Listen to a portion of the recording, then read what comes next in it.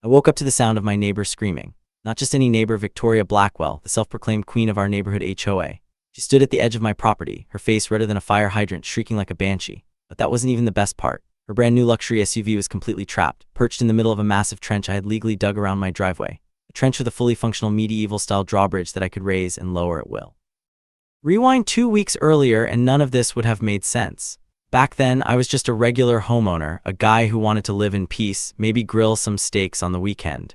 But peace was impossible when you had an HOA president who treated the neighborhood like her personal kingdom. Victoria was the type who measured your grass with a ruler, fined you for the wrong shade of beige on your shutters, and sent threatening letters if your car had so much as a speck of dirt on it. I had dealt with her nonsense before, but I never imagined it would escalate to outright war. The trouble started when Nathan Miller walked outside one morning, coffee in hand, and found Victoria's oversized SUV parked directly across my driveway.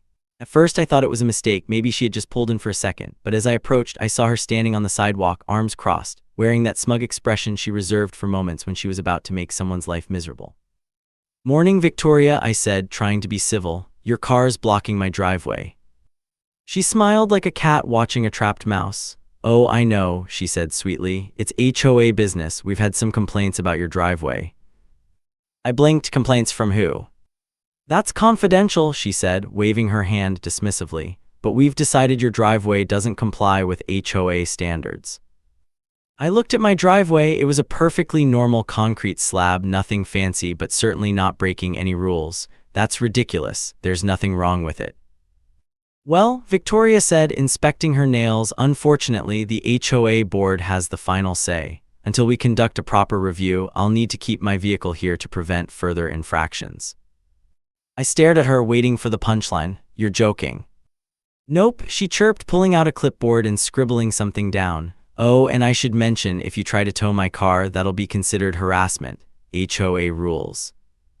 I wanted to argue, to yell, to do something, but I knew Victoria. She thrived on confrontation. She wanted me to lose my temper so she could slap me with more fines and complaints. So instead, I took a deep breath, nodded, and walked back inside. As I retreated, I noticed my new neighbor, Dr. Elena Sanchez, watching from her yard across the street. She had moved in just 3 months ago and had already earned the nickname the Professor for her detailed understanding of, well, almost everything. Elena caught my eye and gave me a slight nod, as if to say she'd witnessed the whole thing. The next few days were hell. Every morning I woke up to find Victoria's car still blocking my driveway. The HOA refused to help. When I called a tow company, they refused, citing some vague community agreement. Meanwhile, Victoria acted like she had won the lottery, strutting around like she owned my property. Then came the fines. Apparently, I was now being penalized for neglecting driveway maintenance. According to the HOA, my failure to use it because, it was blocked was grounds for an infraction. Every time I checked my mailbox, there was a fresh letter demanding payment. It was infuriating, but I wasn't the kind of guy to just roll over and take it. If Victoria wanted to play dirty, I'd play smart. I was heading to my garage to look for my property documents when I heard a knock at my back door. Elena stood there, a thick folder under one arm and a bottle of whiskey in the other hand. "Thought you might need both of these," she said with a smile.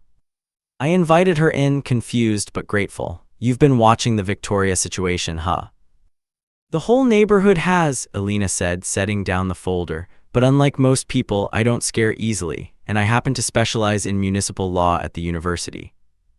My spirits lifted. "You're kidding." "Nope, and I've had my own run-ins with Victoria. She tried to fine me for installing a bat house, claiming it was an unauthorized wildlife structure." Elena rolled her eyes. "I've been building a case file on her for months." She opened the folder, revealing meticulously organized documents. "Victoria has no legal grounds to block your driveway, but towing her car might still create legal headaches for you. However," her eyes twinkled, "there might be another approach." I spent the next few nights doing what I did best, research. With Elena's guidance, I dug through zoning laws and property codes. If the HOA was going to weaponize its rules, I was going to find my own legal loophole. And after hours of searching, I found it, a single line in the local ordinances that changed everything. It turned out there were no regulations against making security modifications to private property, as long as it wasn't a permanent structure. I double-checked, triple-checked, even called a lawyer friend to confirm it was airtight. And that's when the real fun began.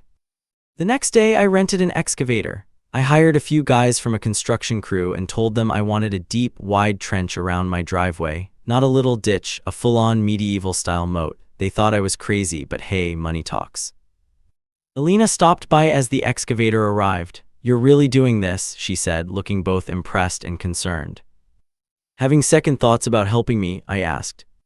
She shook her head. "Not at all, just realizing Victoria may not be the only one who's been underestimated around here." She paused. "You should know something, though. Victoria's husband, Richard, sits on the city council. He's been pushing for a new development project that would require rezoning several residential properties." "Including mine?" I asked. "Your street is on the proposed map," Alina confirmed. "I've been investigating it for an article I'm writing. This might be bigger than petty HOA tyranny, Nathan. They may have financial incentives to drive certain homeowners out." This new information made my resolve even stronger. This wasn't just about a blocked driveway anymore. By the time the sun set, my driveway was surrounded by a 4-foot-deep trench, wide enough that no car could cross it. We'd worked carefully around Victoria's SUV, leaving it stranded in the middle like an island in a concrete sea. Neighbors had gathered to watch the spectacle, their reactions mixed. Some cheered me on, recording videos on their phones. Others shook their heads, muttering about property values and neighborhood character. I noticed one man in particular filming everything from his luxury sedan. He wasn't a resident I recognized.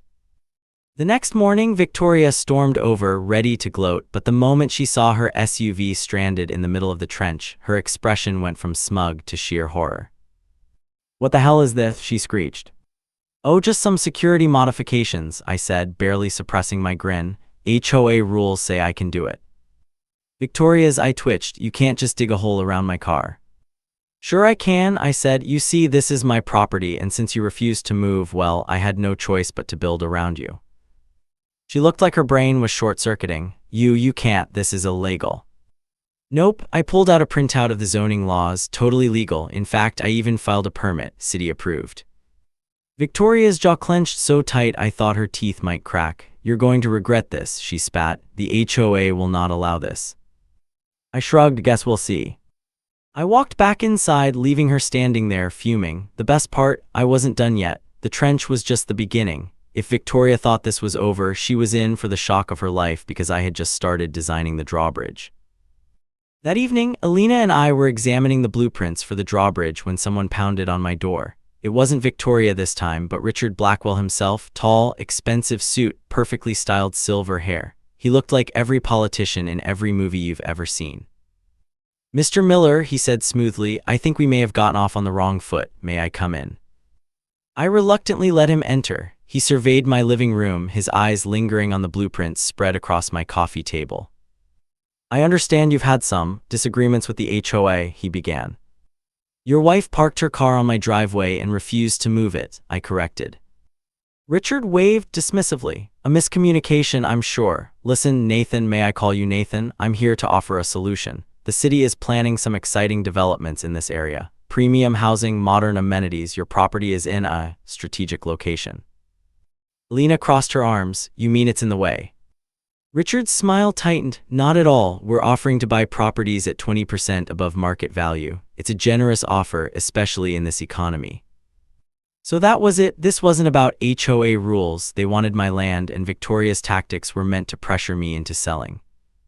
"Not interested," I said firmly. Richard's pleasant demeanor slipped. "I'd reconsider if I were you. Things can get complicated for homeowners who don't cooperate with community plans."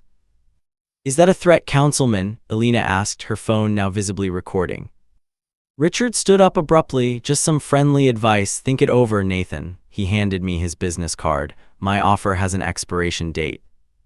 After he left, Alina looked at me gravely. "Now we know what we're really up against." The next morning, I woke up to the sound of furious banging on my front door. I already knew who it was before I even checked the peephole. Victoria was standing there, looking like she had spent the night plotting my destruction. Her face was red, her fists clenched, and the moment I opened the door, she jabbed a perfectly manicured finger at my chest. "You need to fill that hole in right now," she seethed. I took a slow sip of my coffee, enjoying the way her eye twitched at my lack of urgency. "Oh, you mean the trench? Sorry, can't do that. It's a legal security measure." Victoria let out a sound somewhere between a growl and a screech. You have exactly 24 hours to fix this, or I will make sure the HOA fines you into oblivion. I pretended to think about it. You know, that's interesting because I was about to make some more improvements. She narrowed her eyes. What kind of improvements? I grinned. A drawbridge. Her mouth opened, then closed, then opened again like a fish gasping for air. She looked at me like I had completely lost my mind. You can't just put a drawbridge in a suburban neighborhood. Sure I can. I already checked the regulations. As long as it's a temporary structure and not a permanent gate, I can build it. And since you're so concerned about my driveway, this will help keep it protected. Victoria looked like she wanted to throw something at me, but instead she stormed off, muttering threats about city inspectors, lawsuits, and how I was going to regret this. I had no doubt she was going to do everything in her power to shut me down, but I wasn't worried. I had done my homework, and for once I was actually looking forward to this battle. Word spread quickly through the neighborhood. While I worked with Alina to refine the drawbridge design, adding medieval-inspired touches like faux torches and a tiny guard tower, the community began to take sides. A Stop the Moat group formed led by Victoria's staunchest supporters, mostly older homeowners worried about their property values. Meanwhile, younger residents started a Team Drawbridge hashtag online, sharing memes and updates about my ongoing construction. One elderly neighbor, Mr. Peterson, stopped by to express his concerns. Son, I appreciate standing up to Victoria, but this eyesore could hurt all our home values. Some of us are on fixed incomes and can't afford that kind of hit. His worry was genuine, and for a moment I questioned whether my revenge plot was hurting innocent neighbors, but Alina had been doing her research. Actually, she told Mr. Peterson, the development plan Richard is pushing would devalue your homes far more than any temporary trench. They're planning to rezone for high-density apartments behind this street. The news spread like wildfire. Suddenly, many who had opposed my eyesore realized there were bigger threats to their property values. The battle lines shifted. I spent the next few days gathering materials and hearing a few skilled contractors. The best part was that I didn't even need anything fancy, just some reinforced wood, strong metal hinges, and a pulley system to make it work. I made sure to record every step of the process, not just for proof that I was following regulations, but because I had a feeling this was going to be internet gold. As construction continued, Victoria escalated. She called in city inspectors, who came by expecting to shut me down but left shaking their heads when they saw that everything was perfectly legal. She tried to organize a petition with the other homeowners, but most of them were either just as sick of her as I was or now worried about Richard's development plans. She even went as far as trying to block my contractors from entering the neighborhood, but that backfired when one of them turned out to be the brother of a city councilwoman who happened to be Richard's political rival. By the time the drawbridge was fully installed, the whole neighborhood was watching. It was a thing of beauty, a sturdy wooden platform controlled by a simple pulley system that allowed me to raise and lower it whenever I pleased. Alina had even contributed an authentic-looking medieval shield with a family crest she designed, a house with a moat, and the Latin phrase Domum mem defendum, I will defend my home. I gave it a test run, pulling the rope and watching with satisfaction as the bridge lifted, leaving my driveway completely inaccessible. Victoria, of course, lost her mind.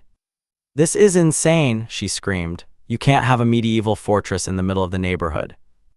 "It's not a fortress," I said. "It's a security feature, you know, for protecting my property. HOA rules encourage security improvements." She let out a strangled noise and stomped away. I thought that was the end of it. I was wrong. That afternoon, a local news van pulled up. A reporter approached with a cameraman in tow.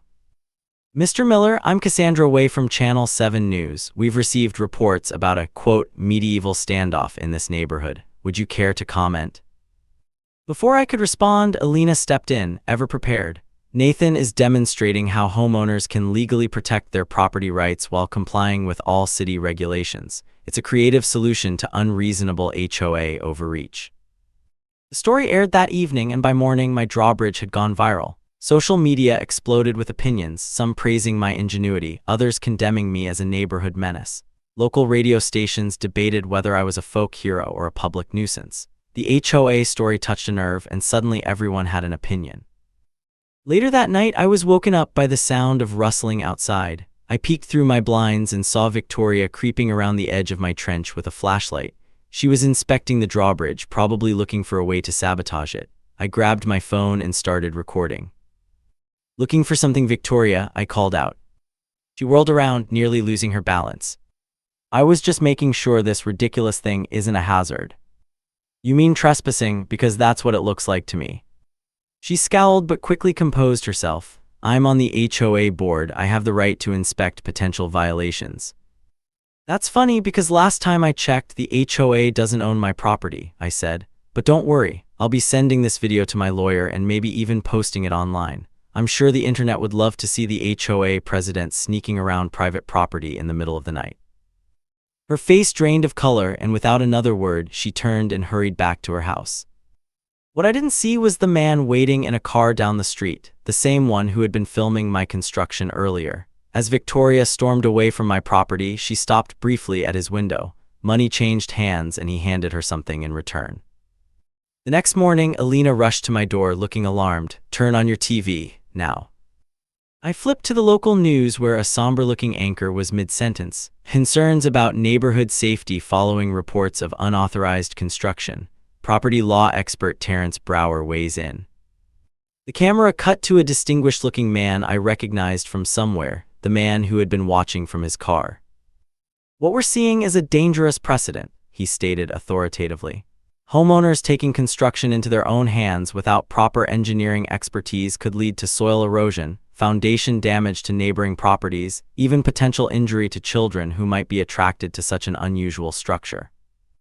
He's lying, I sputtered. I had everything properly inspected. Alina nodded grimly. Terrence Brower is Richard's former law partner and a major investor in his development company. They're trying to turn public opinion against you. The neighborhood was buzzing. Word had spread about Victoria's midnight snooping, but now many were also discussing the safety expert on TV.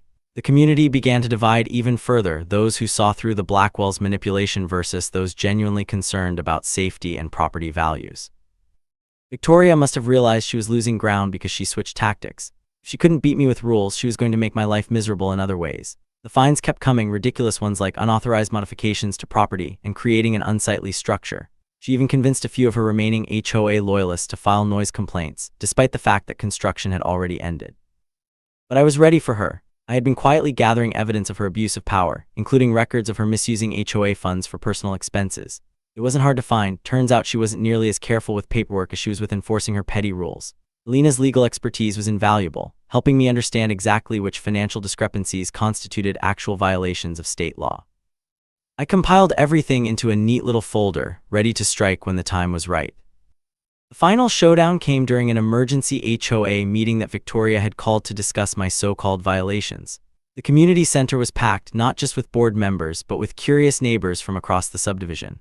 Local news cameras lined the back wall, attracted by the viral story of the Drawbridge Defender, as the internet had dubbed me. The moment I walked in, I could tell Victoria thought she had won. She sat at the head of the table with a smug smile, ready to deliver her verdict. We've decided that your modifications are in violation of the community standards, she announced. You'll need to remove them immediately or you will be facing legal action. I smiled, pulling out my folder and placing it on the table. That's interesting because I've found some violations of my own. She frowned. What are you talking about? I opened the folder and started listing her misdeeds: fraudulent fines, misuse of HOA funds, intimidation tactics against homeowners. The more I read, the paler she got. You're lying, she hissed. I have proof, I said, and I'm willing to take this to the authorities. Silence filled the room. The other board members, most of whom had been too scared to stand up to her before, suddenly looked very interested in what I had to say. But then Richard stepped forward from the back of the room.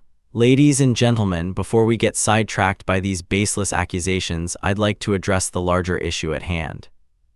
He moved to the front of the room with practiced smoothness, his politician's smile firmly in place. Our community stands at a crossroads. Yes, there have been disagreements about HOA enforcement, but the real threat isn't a rogue homeowner with a drawbridge. He clicked a remote and a sleek presentation appeared on the wall. It's economic stagnation. The screen showed beautiful renderings of modern apartments, shops, and green spaces.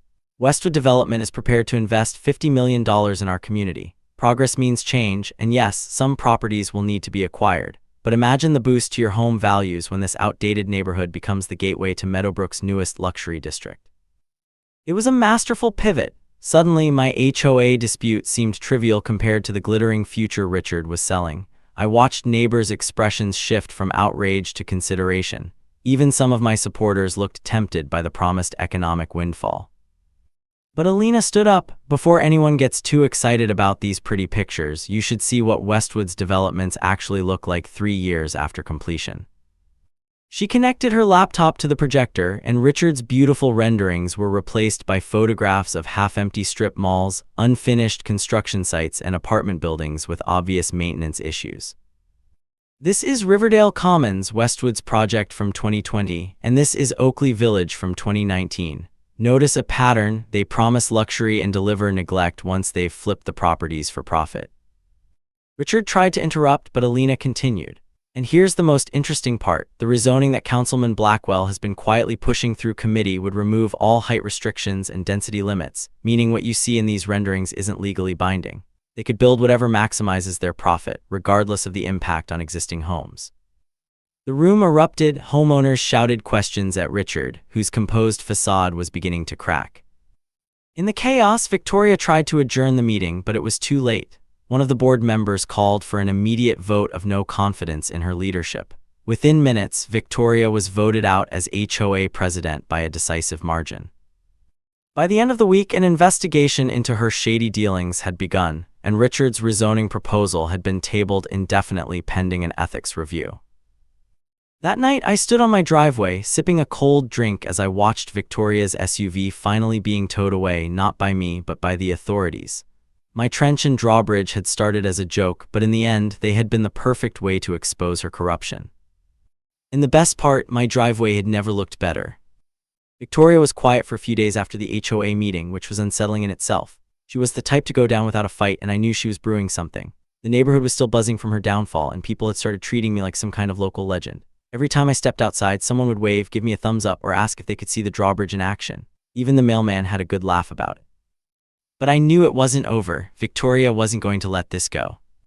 "You've embarrassed powerful people," Alina warned me over coffee on my porch. "Richard Blackwell has investments tied up in that development deal, and Victoria's pride is wounded. Be careful." Sure enough, the storm came. It started small: a sudden anonymous report to the city about unpermitted construction, a surprise inspection from a zoning official who looked both amused and annoyed when he saw my drawbridge. He shrugged, gave me a nod, and left after confirming that I was in the clear.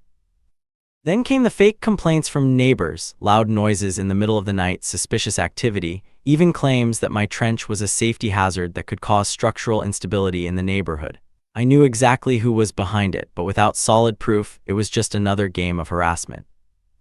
Things took a darker turn when Alina's university office was broken into. Nothing was stolen, but her research files on local development corruption were scattered everywhere. The same week, her car was keyed in the faculty parking lot.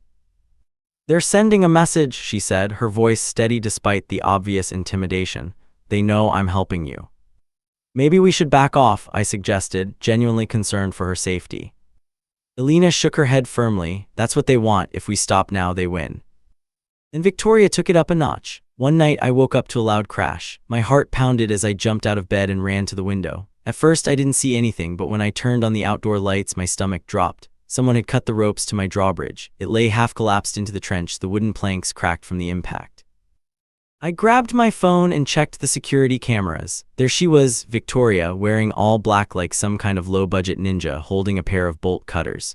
She had actually climbed into my trench and cut the mechanism herself.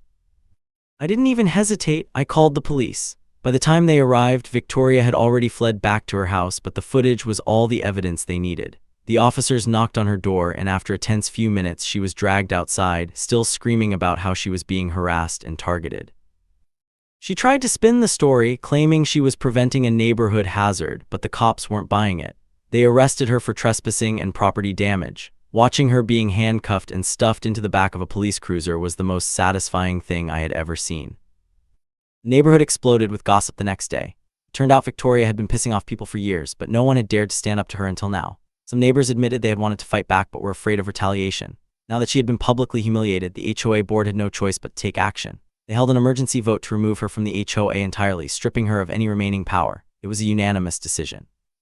But that wasn't the end of it. A few days later, I received an email from an investigator handling HOA fraud cases.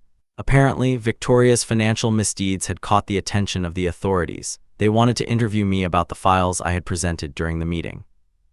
I handed over everything, every fine she had wrongfully issued, every shady financial transaction I had uncovered. Within a week, the investigation turned into a full-blown legal case. Victoria wasn't just a petty tyrant, she was a full-on scam artist. She had been skimming HOA funds for years, using them to fund personal vacations, luxury purchases, and even some suspicious offshore accounts.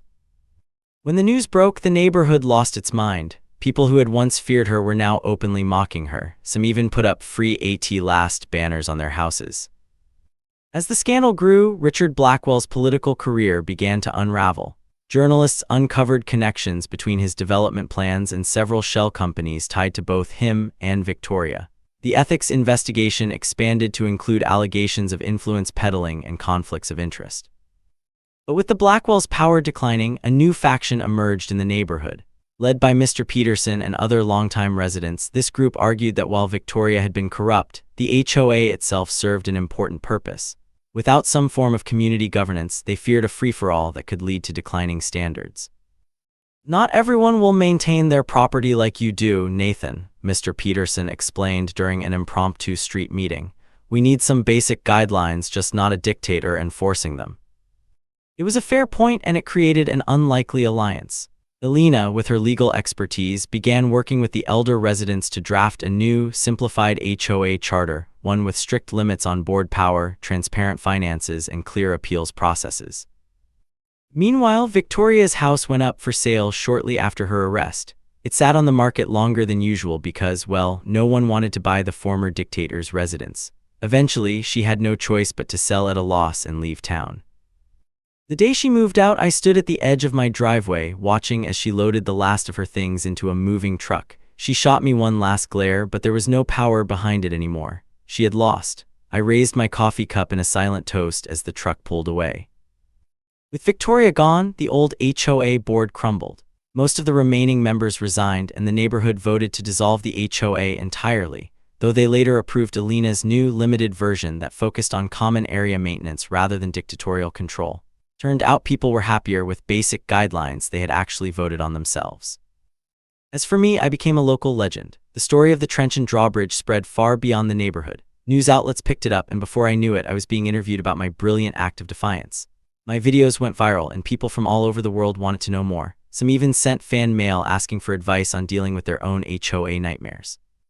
The drawbridge, now fully repaired, became a permanent feature. Kids in the neighborhood loved it, calling my house Castle Nathan. I even installed a small plaque at the edge of the trench that read, "In memory of HOA tyranny." It made for a great conversation piece. Richard Blackwell's development company eventually abandoned their plans for our neighborhood, though rumors persisted that they had simply moved on to easier targets in other parts of the city. Alina's research formed the basis of a widely read exposé on development corruption in local politics, earning her both academic acclaim and a few powerful enemies. One evening, as I was grilling steaks in my backyard, Alina and Mr. Peterson stopped by. The unlikely allies had become regular visitors, Alina with her legal documents and civic improvement ideas, Peterson with his neighborhood stories and practical wisdom. "You know," Peterson said, watching the sun set over the now peaceful neighborhood, "I always thought someone would take her down eventually, but I never imagined it would happen with a trench and a drawbridge." I laughed. "Sometimes you have to get creative." Alina grinned. "What you did was outrageous, possibly a bit excessive, certainly dramatic. But effective," Peterson finished. "This place is better without her." I nodded, flipping the steaks. "Yeah, it is." For the first time since I moved in, I actually felt at home. The drawbridge had become more than just a structure. It was a symbol of standing up against tyranny, of finding creative solutions to seemingly insurmountable problems. Some visitors still criticized it as an eyesore, while architecture students came to photograph it as an example of protest design. The neighborhood remained divided on whether it should be eventually removed or preserved as a local landmark. But that debate could wait for another day. For now, I was content to enjoy my victory steaks with my new friends, the evening breeze carrying the scent of charcoal and freedom through the community we had helped transform, one drawbridge at a time.